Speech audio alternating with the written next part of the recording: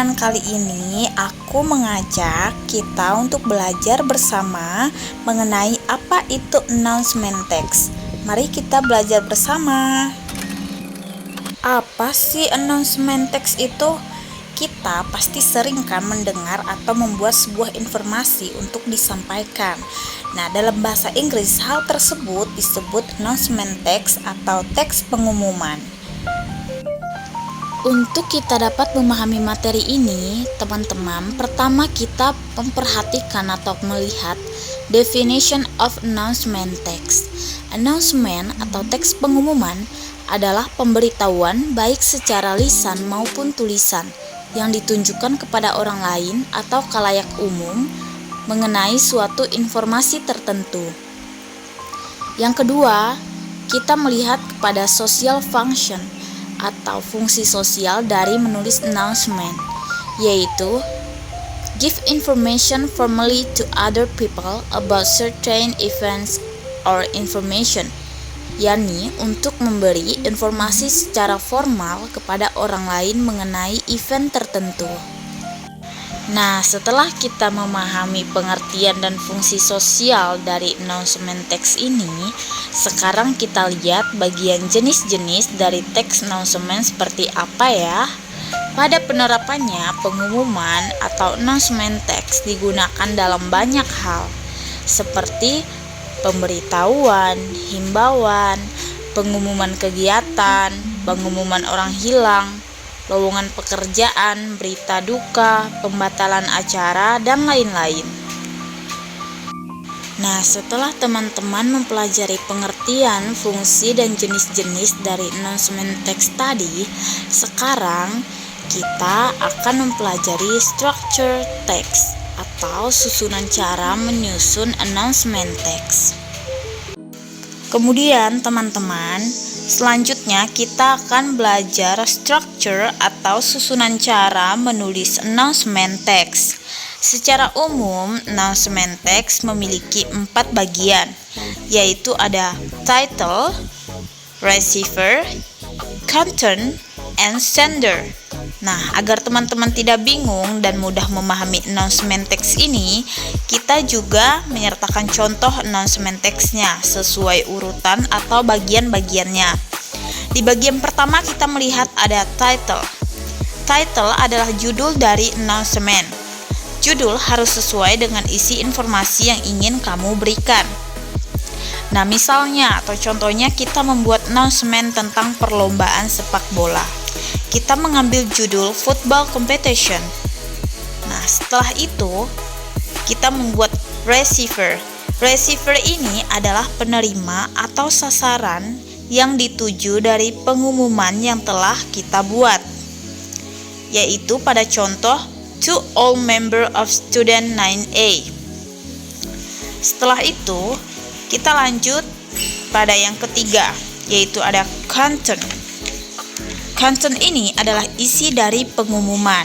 Di bagian ini berisi what, apa isi dari announcement, where, di mana diselenggarakan, dan when, kapan diadakannya. Sekarang kita melihat kembali pada isi contoh urutan ketiga yang bertulisan our classroom will join football competition.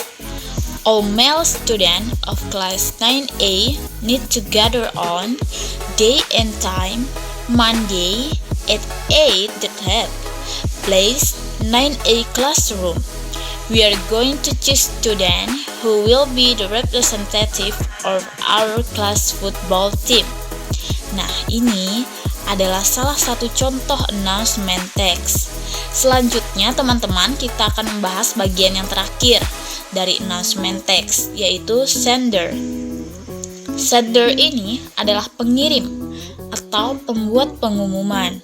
Sebelum menambahkan sender, kita perlu menambahkan salam penutup. Perhatikan pada contoh di bagian number 4, yaitu kita bisa menggunakan thank you Steve.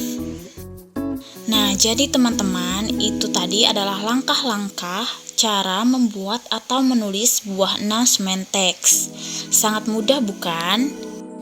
Jadi teman-teman, dalam menulis atau membuat sebuah pengumuman, teman-teman jangan lupa ya untuk memasukkan keempat bagian tersebut, yaitu ada title, receiver, content, and sender. Ingat ya teman-teman.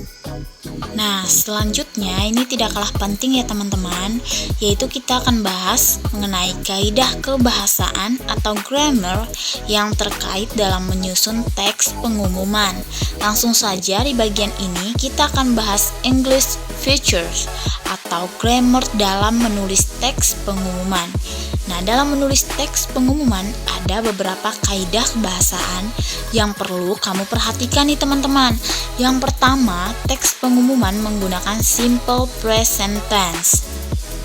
Simple present tense is based from a verb atau kata kerja bentuk pertama. It is used to talk about daily activity. Simple present tense digunakan untuk membicarakan kegiatan sehari-hari. While the pattern, sementara pattern atau rumus yang digunakan adalah subject plus verb 1 and put as or is. Not here that, as or is digunakan untuk subjek for she, he, or it. Jadi kalau subjeknya I, you, they, we tidak menggunakan subjek setelah kata kerja. Contoh misalnya, we need to gather on the school. Nah, selanjutnya kita melihat pada unsur kebahasaan yang kedua adalah menggunakan simple future tense. Simple future tense is used to talk about future activity. Jadi, simple future adalah perubahan kata kerja yang digunakan untuk membicarakan kegiatan di masa depan.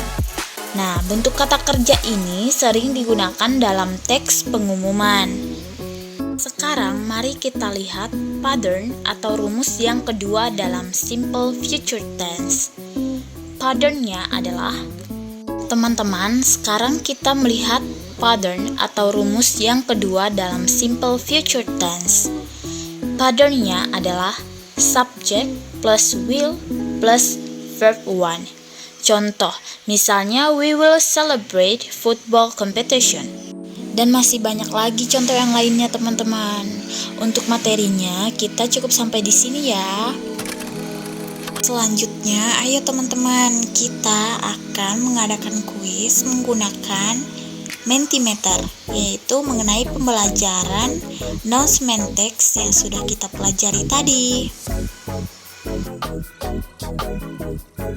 Nah teman-teman, sekarang kita akan melakukan kuis mengenai announcement text yang telah kita pelajari tadi.